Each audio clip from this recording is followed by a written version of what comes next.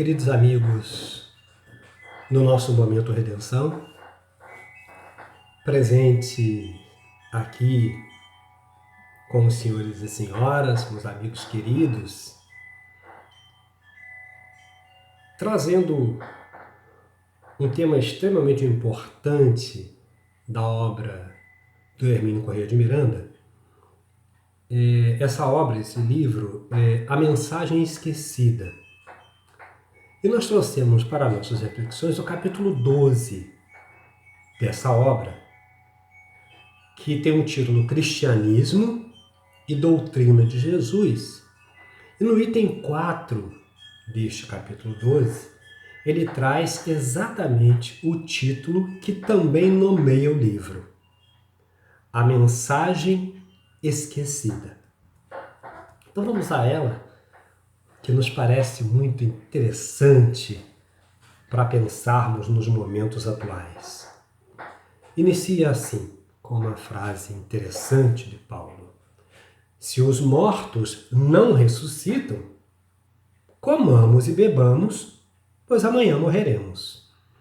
Está na primeira epístola de Paulo aos Coríntios, no capítulo 15, versículo 32. Vamos lá, desenvolvimento dessa linda mensagem, dessa avaliação, dessa análise do Hermínio. Milhões e milhões aderiram, por tradição ou escolha, aos preceitos doutrinários, certos de que estavam entrando para as hostes cristãs. Limitaram-se a aceitar sem exame o que lhes foi dito ser o cristianismo do Cristo, tal como ele teria ensinado e exemplificado na Palestina há quase 20 séculos. As grandes realidades, a essência mesma da pregação de Jesus, continuam ignoradas, porque foram deliberadamente esquecidas para que interesses mesquinhos e transitórios, embora duradouros, tivessem prioridade sobre os objetivos finais da vida. Então, ele já começa falando dessa dificuldade que foi a atração das pessoas foi facilitada com uma mensagem adulterada, jurando que era a mensagem do cristianismo do Cristo. E essas pessoas aderiram, acataram sem maiores reflexões. Se diz que é verdade, verdade é.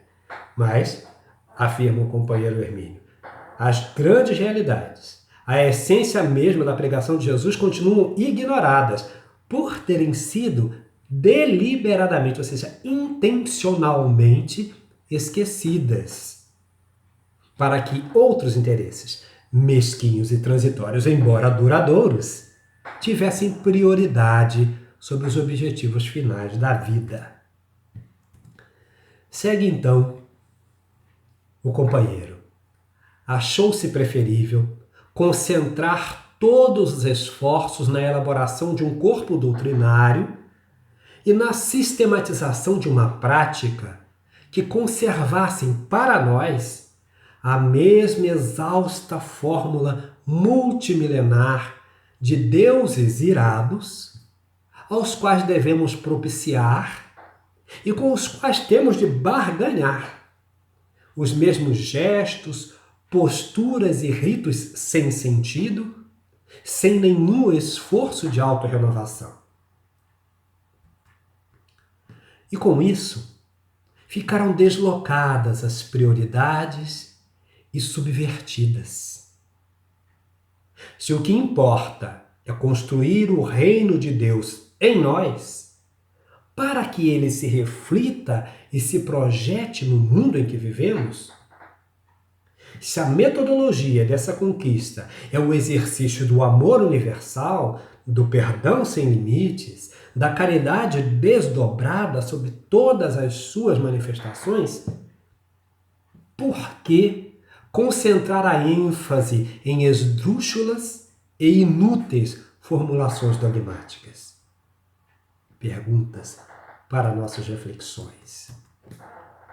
As tônicas da mensagem esquecida de Jesus continuam ignoradas, enquanto dele fizermos um Deus que morreu para nos purificar de nossos erros.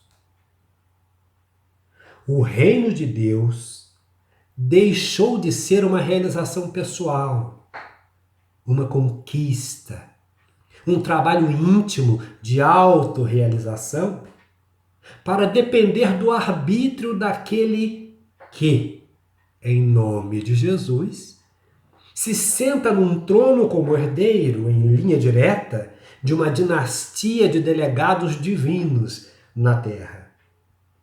O que também é incongruente, pois ele já não nos teria redimido? Se ele nos redimiu, por que a preocupação dessa descendência, dessa obediência direta ao arbítrio de alguém? O que aconteceu com as realidades ignoradas, mas não desconhecidas? Continuaram rejeitadas, sufocadas, escondidas, temidas e até perseguidas. A cura de leprosos, cegos e possessos, paralíticos e obsidiados, fenômenos naturais que uma pessoa bem dotada e ligada aos poderes superiores da vida, leia-se Deus, pode exercer e tem exercido por toda parte. Acabou conceituada como evento sobrenatural, derrogação das leis divinas e, portanto, só possíveis ao próprio Deus. A manifestação pessoal de Jesus, após a tragédia da cruz, foi mascarada de ressurreição, ou seja, uma restituição da vida ao seu cadáver. E com esse corpo, teria ele subido aos céus. Sufocou-se a mais dramática das suas mensagens à humanidade temerosa e sofredora. A radiosa realidade da sobrevivência do espírito imortal. Vejamos que importância isso tem para hoje, para o nosso olhar, os nossos olhares hoje. Sufocou-se a mais dramática das suas mensagens à humanidade temerosa e sofredora.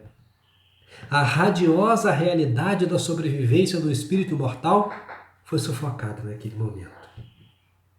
Nenhum grande pensador ou profeta antes dele fez isso, para que todos vissem e se certificassem dessa consoladora realidade. Nós podemos olhar a filosofia de ponta a ponta, as religiões do mundo de ponta a ponta, e nenhuma delas chegou a esse momento em que Jesus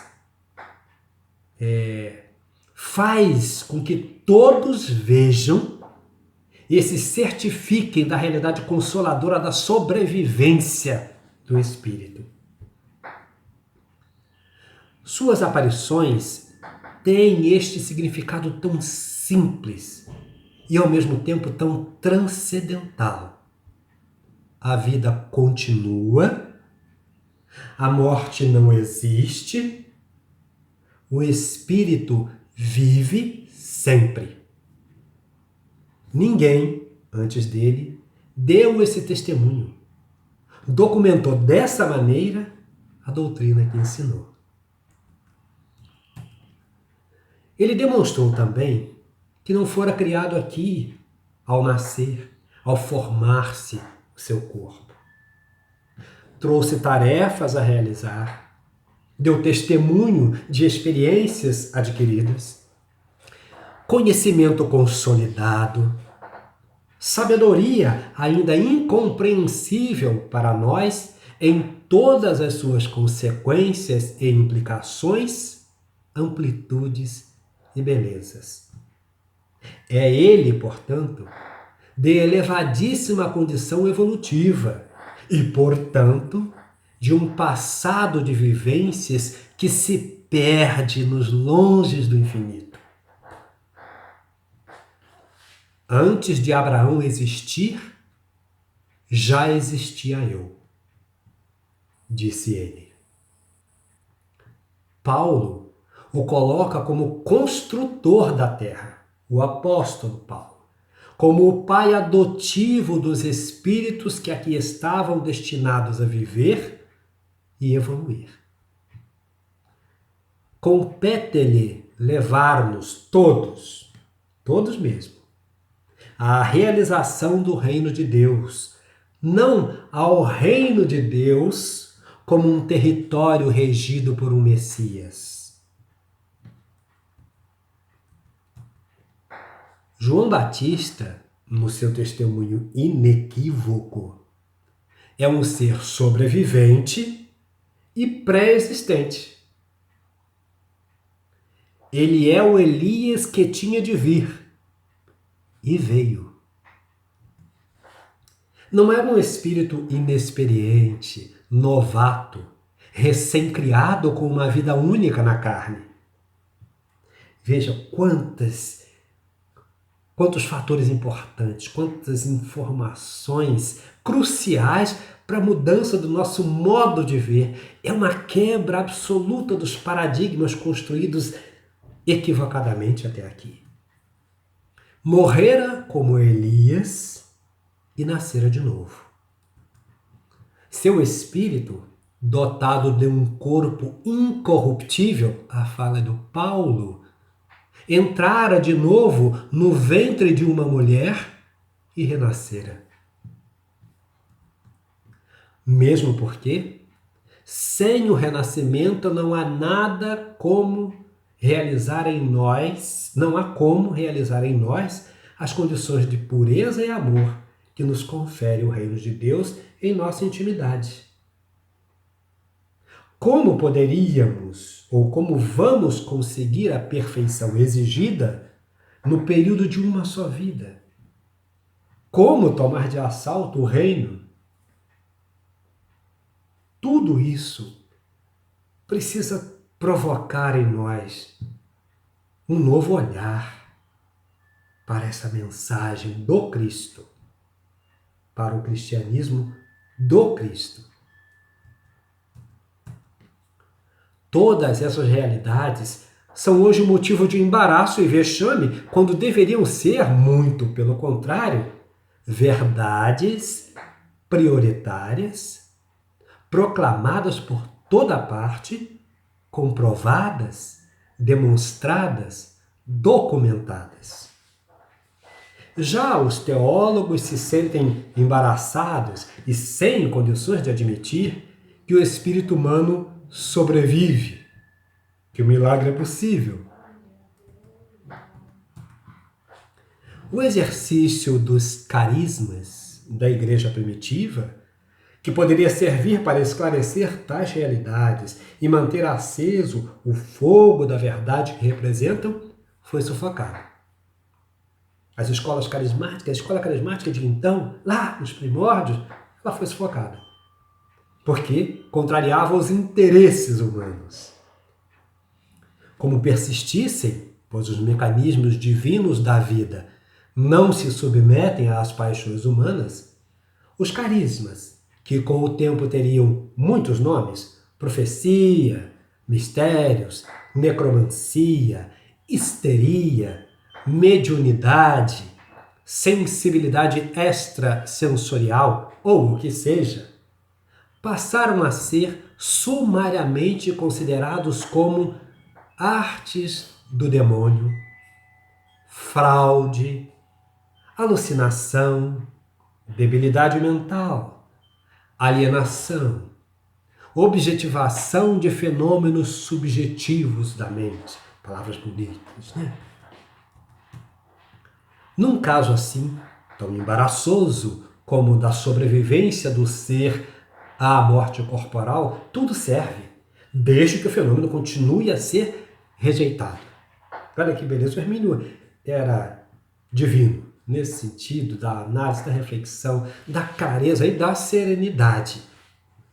É que as realidades, segue Hermínio, ora ocultas ou rejeitadas e esquecidas, tem no seu bojo um irresistível potencial contestador perante o que aí está como doutrina cristã.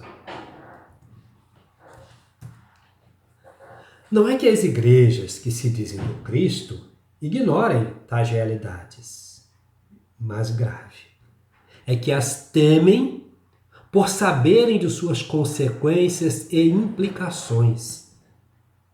Ocorre aqui uma dramática simetria histórica.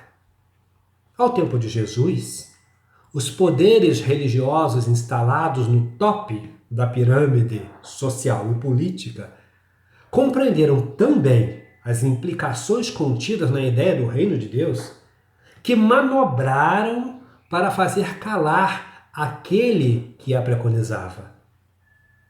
Nos tempos modernos, o drama não é menos impressionante.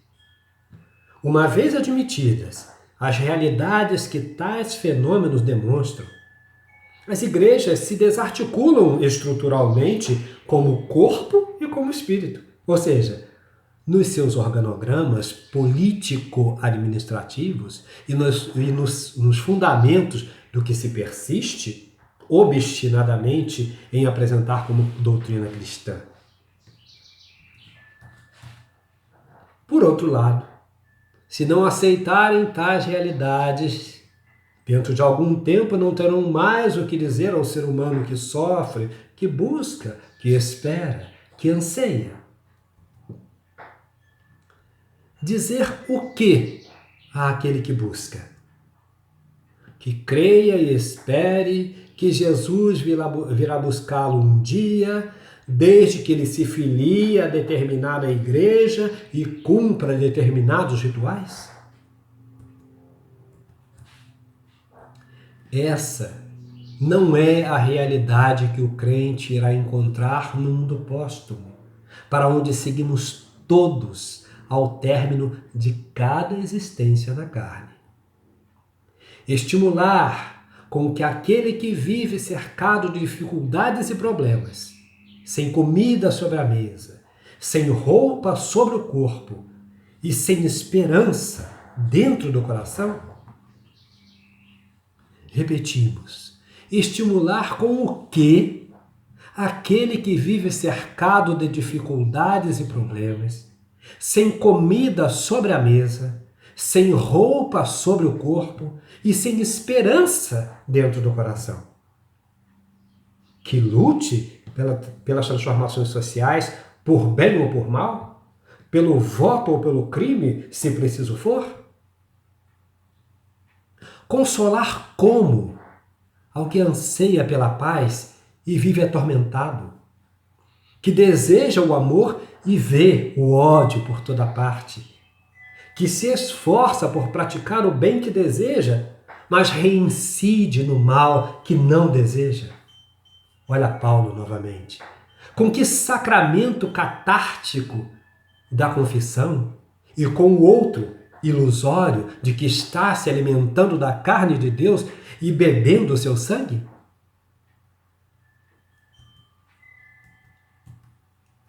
Embora muita gente não tenha percebido, ou não queira perceber, o embaraço e o vexame estão nessas e em inúmeras outras perguntas para as quais as respostas vão ficando cada vez mais vagas, imprecisas, hesitantes e sem convicção, precisamente porque lhes falta o apoio insubstituível da verdade. Seja o vosso falar sim, sim, não, não, disse ele. Conhecereis a verdade e a verdade vos libertará. Em verdade te digo. Falamos do que sabemos e damos testemunho do que vimos, porém recebeis o nosso testemunho. Se não acreditais quando vos falo das coisas da terra, como acreditareis quando vos falar das coisas do céu? Se Os que hoje falam em nome de Jesus ainda não acreditam nas coisas do céu, então o momento é grave e crítico, porque aí estão as realidades rejeitadas. A verdade que se tornou vexatória exatamente para aqueles que se dizem seus dispensadores, seus guardiães, seus arautos. Há muito que se mudou o enfoque e reverteram-se as prioridades, e das coisas do céu passou-se a cuidar das coisas da terra. E como cegos, dirigindo cegos, armou-se o espetáculo lamentável da insensatez. Têm olhos, mas não querem ver. O tema central da pregação de Jesus, portanto, continua o caríssimo Hermínio Corrêa de Miranda, não é o da sua divindade, o do messianato, da descendência davídica, do nascimento excepcional ou da prática de sacramentos e rituais. É o reino de Deus que incumbe a cada um realizar pessoalmente, na intimidade do ser, com a instrumentação do amor universal, sem limites e ressalvas. Jamais poderíamos entender a amplitude das implicações de seus ensinamentos se ele não houvesse demonstrado, como o fez, a continuação da vida. Por isso, escreveu Paulo aos Coríntios com veemência e convicção. E se o Cristo não ressuscitou, leia-se, sobreviveu, vazia é a nossa pregação. Vazia também é a vossa fé. E mais adiante, pois se os mortos não ressuscitam, sobrevivem, também Cristo não ressuscitou. E ainda, e se mortos não ressuscitam, comamos e bebamos, pois amanhã morreremos. A grande mensagem esquecida do cristianismo é, pois, a da realidade espiritual com tudo o que nela está implícito e explícito. Nós estamos convidados a refletir. E a refletir com muito cuidado, com muita atenção, com muita cuidade, com serenidade no coração, com franqueza, com o coração aberto, com a mente estabelecendo um caminho de liberdade de pensamento, sem medo dos infernos propostos, sem anseios demasiados por um céu lá fora. Não há céu lá fora. Só existe um céu. Só existe um reino do céu. Aqui.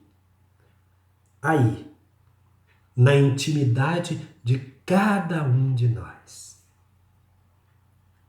Trouxemos essas proposições, essas reflexões de Hermínio Corrêa de Miranda, não como um dedo acusatório aqui ou acolá, a esse ou aquele, a essa ou aquela escola religiosa. Não, essa não é a proposição dos espíritas, nem do espiritismo.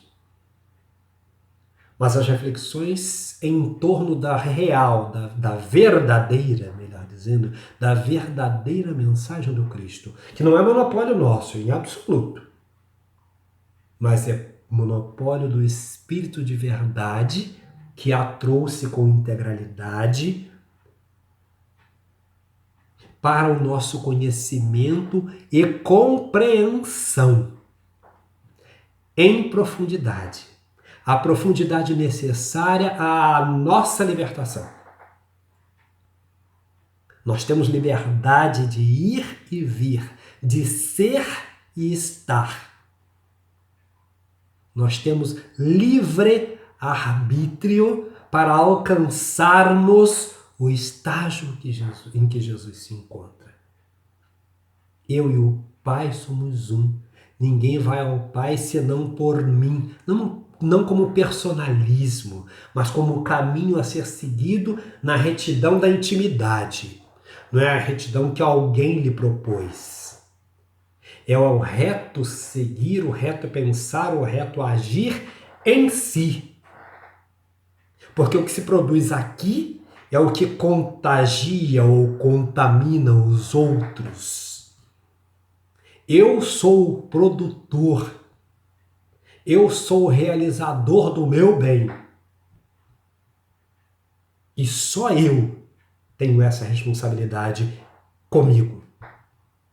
E isso é assim para todos nós, irmãos em humanidade. Nós trouxemos esta mensagem, este título do Hermínio, porque o consideramos de importância capital.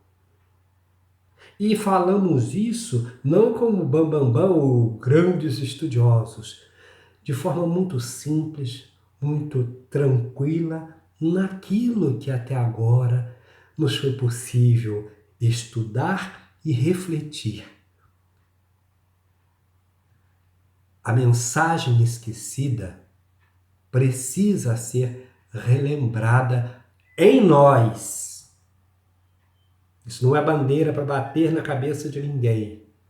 Em nós. Que nós possamos caminhar no sentido do fortalecimento e do reavivamento na nossa intimidade desta mensagem que é renovadora, que é ímpar, que é transformadora de paradigmas tão difíceis até então, que nos deixavam chumbados, aprisionados ao que há de mais material e de mais difícil para a nossa libertação. Nós propomos uma canção para terminar o nosso encontro de hoje. A mensagem de Jesus da Senira Pinto parece-nos um alento, um bom caminho. Desceu sobre mim como réstia de luz esta mensagem do Mestre Jesus. Ama, perdoa e sê paciente,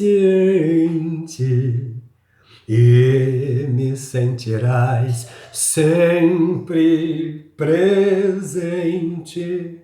Procura na vida a compreensão, na dor e na alegria, vê sempre uma lição. Transforma em beleza o amor que a mim conduz. Esta mensagem do Mestre Jesus. Meus amigos, muito obrigado por mais esse encontro. Nós agradecemos a Deus e a todos os senhores e senhoras que nos têm acompanhado, nós todos que temos estado aqui no Momento Redenção, procurando trazer essas mensagens para as nossas reflexões, não como verdades absolutas, porque não as temos, não as detemos, não temos nenhum de nós essa capacidade, mas para propor reflexões. A mensagem esquecida precisa ser relembrada aos nossos corações e mentes, a nosso próprio benefício e, consequentemente, das coletividades em as quais nos encontramos, pelo beneplácito da lei divina. Paz e luz a todos os nossos corações, a todos esses lares e locais de onde hoje, nesse momento, nos estejam assistindo. Muito obrigado.